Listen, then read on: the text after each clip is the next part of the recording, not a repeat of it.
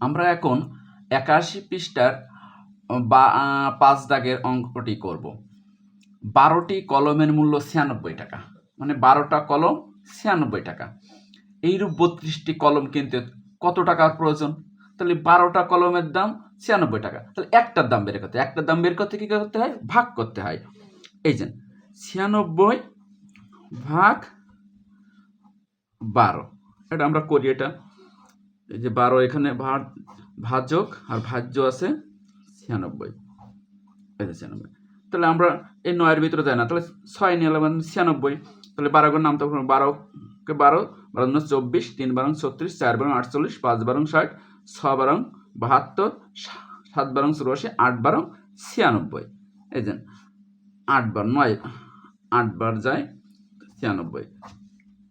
কত হলো? একটা কলমের দাম 8 টাকা।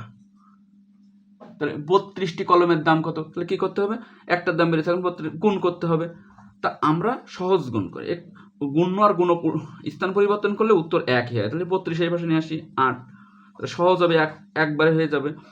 8 দুগুণে 16, 6 হাতে থাকে 1, 3 24 আর 1 25। এই যে 256 টাকা আমাদের উত্তর।